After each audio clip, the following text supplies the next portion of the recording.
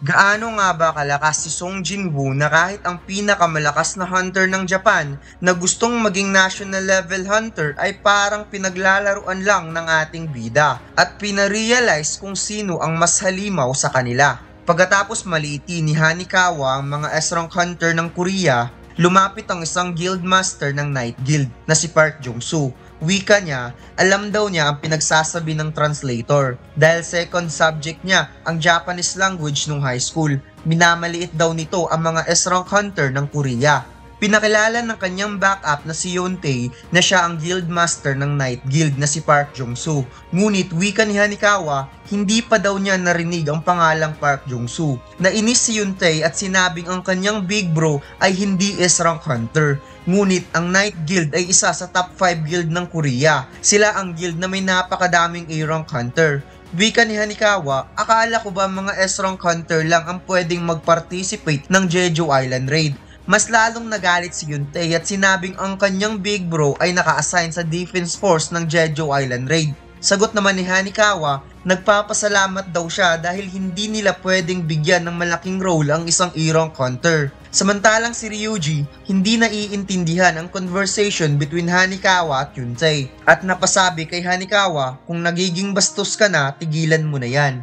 Tugon ni Jong-soo kay Yontae, huwag nang pansinin ang babaeng yan dahil isa lang naman yung interpreter na palaging nakabuntot kay Ryuji. Sagot naman ni Hanikawa, gusto mo ba akong subukan? At nagpakilala na siya si Hanikawa, isang A-rank hunter ng Japan. Napansin ni Jinwoo, mukhang magkakaroon ng alitan sa pagitan ng dalawang A-rank hunter ng Korea at Japan. Nagkasundo ang dalawa na maglaban ngunit dapat mayroon itong rule. Ang rule daw ay napakasimple. Ang unang makakahawak ng wrist ang siyang panalo. Napaisip si Hanikawa na kahit gagamit pa siya ng kamao, kung mahahawakan ng kanyang wrist, matatalo na siya kaagad. At mukhang may taktika ang laban na ito dahil kakaiba daw ang posisyon ni Jong-soo.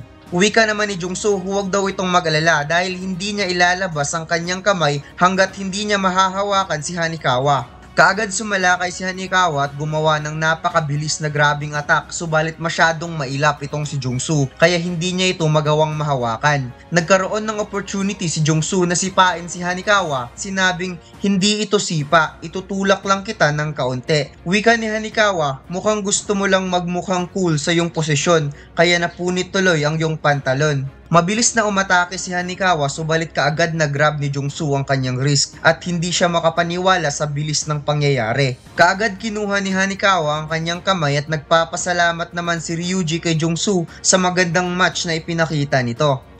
Sobrang ganda talaga ng 6-Eye Gojo t-shirt design natin mga lods at sobrang dami nang nag-order nito. Sino ba naman ang hindi gustong mag-order sa sobrang angas ni Gojo? At mayroon tayong bagong t-shirt design na i-release this month. Jujutsu Kaisen, Gojo X Sukuna at One Piece Sun God Nika. Kaya sa mga gustong mag-order, check nyo na lang ang link sa description o comment section.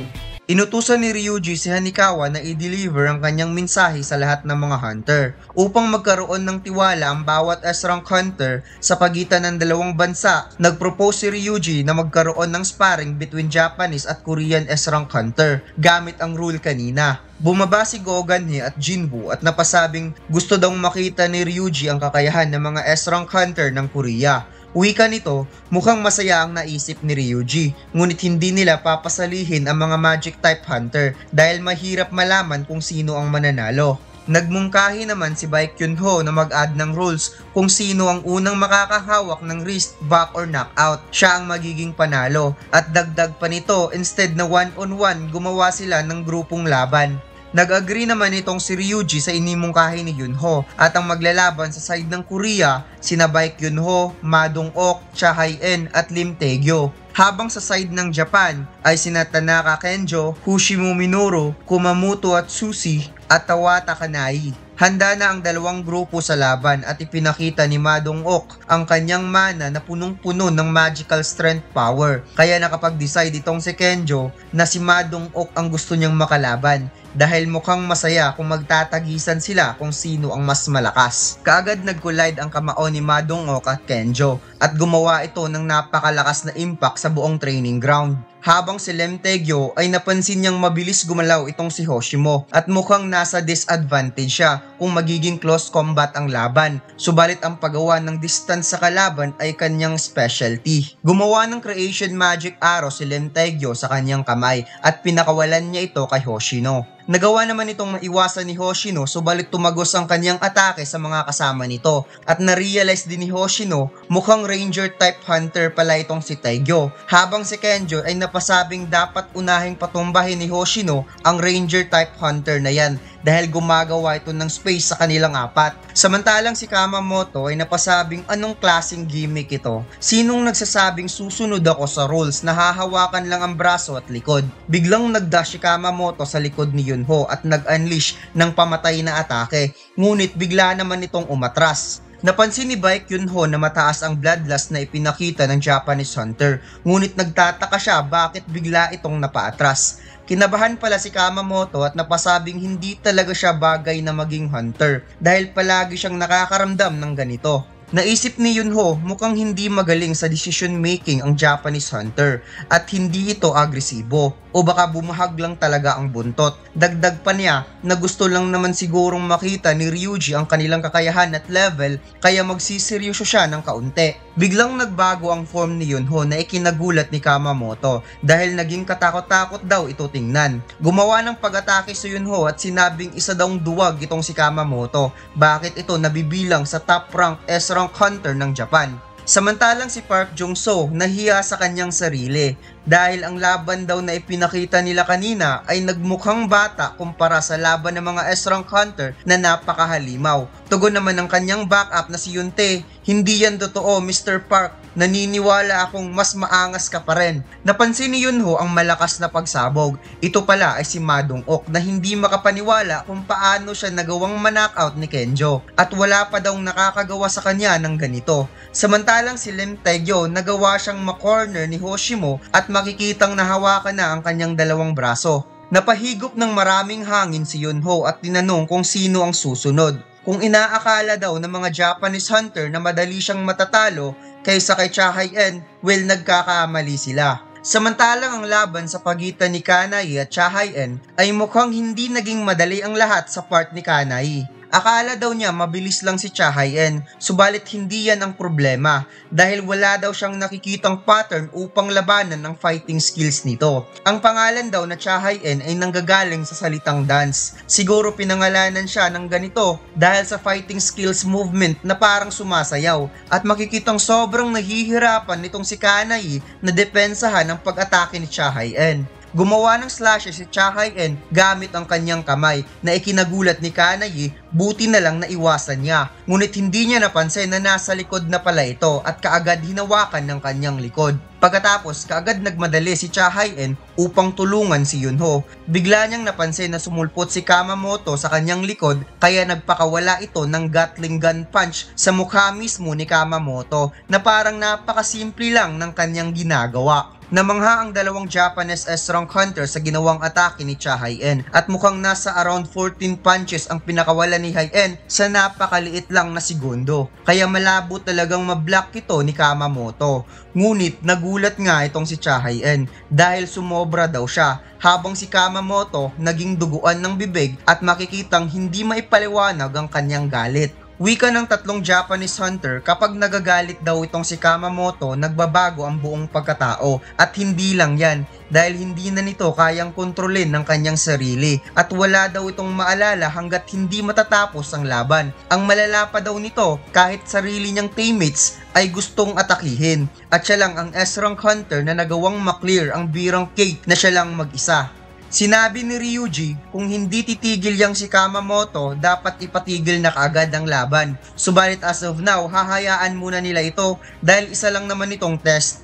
Tugon naman ni Hanikawa na mukhang kailangan na talaga nilang pigilan nitong si Kamamoto dahil hindi nila kayang bayaran kung magkakaroon ng malaking damage sa part ng Korean S-rank hunter.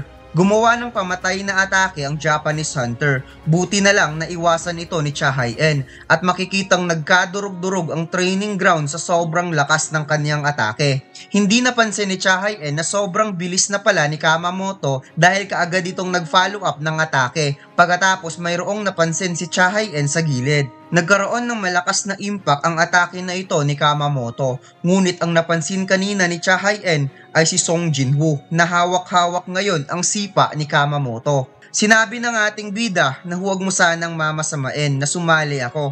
Masyado kasing mataas ang killing intent mo. Mas lalong nagalit si Kamamoto at sinubukang atakihin si Jinwoo. Ngunit nagkamali ito ng kinalaban dahil pasimple itong ni-knockout at binali ang braso. Nakita ni Ryuji kung paano ni-knockout ng ating bida ang kanyang hunter at tinanong si Hanikawa kung siguradong isang magic type hunter ang ika-10 S-rank hunter. Tugon naman ni Hanikawa, yan daw ay ayon sa kanyang source, ngunit hindi nila malalaman kung hindi nila ito susubukan.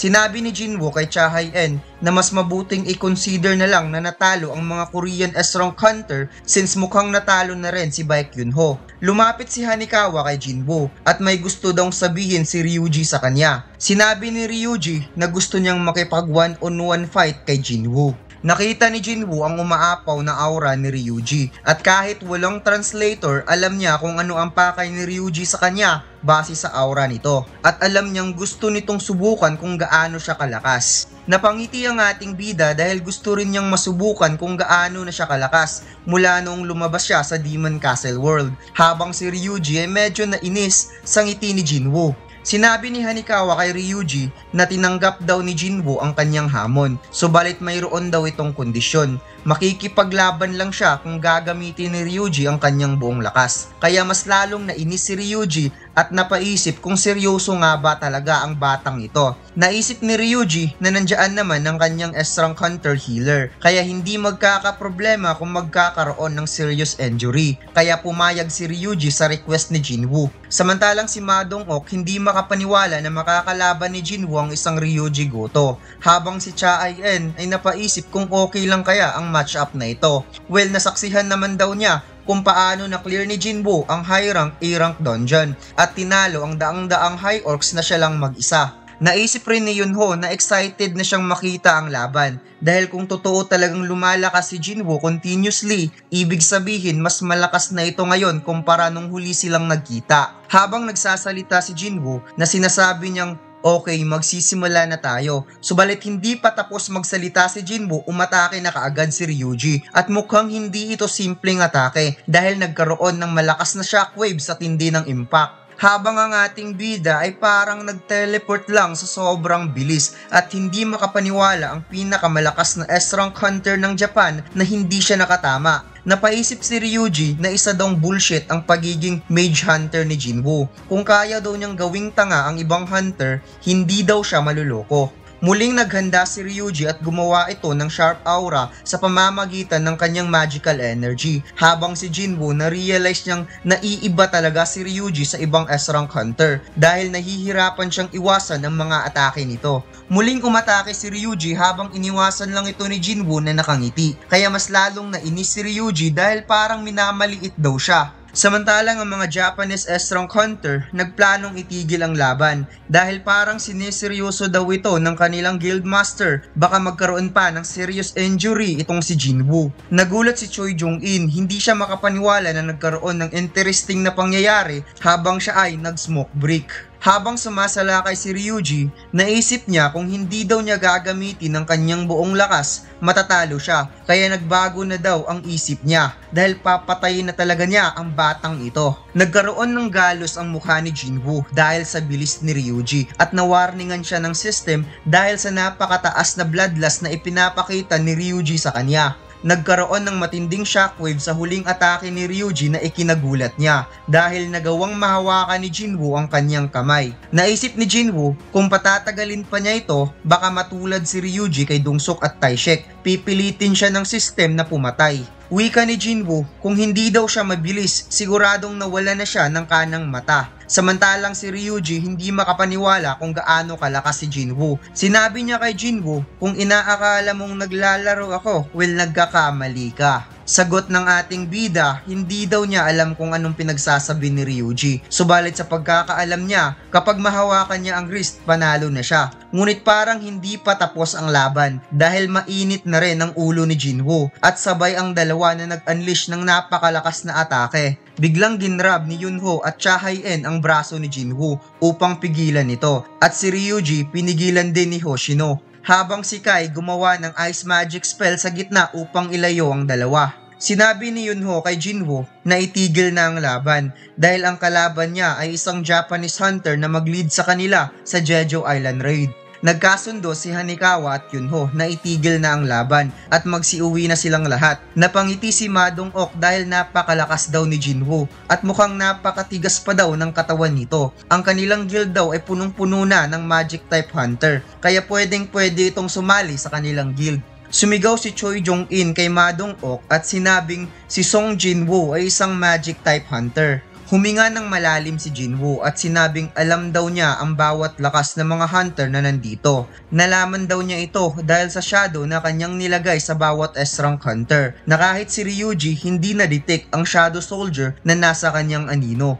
Sinabi ni Jinwoo kay Chairman Gogan-he na sinabi daw nito sa kanya kanina na nasa kanya ang desisyon kung gusto niyang mag-participate sa Jeju Island Raid. Kaya nagulat si Gogan-he sa mga sinabi ni Jinwoo. Habang si Ryuji Goto hindi pa rin nakakapagsalita at natulala habang pinagpapawisan. At dito lang nagtatapos ang ating kwento mga lods. Huwag mo sanang kalimutang mag-like, comment at mag-subscribe sa ating YouTube channel at mag-follow sa ating Facebook page. Salamat!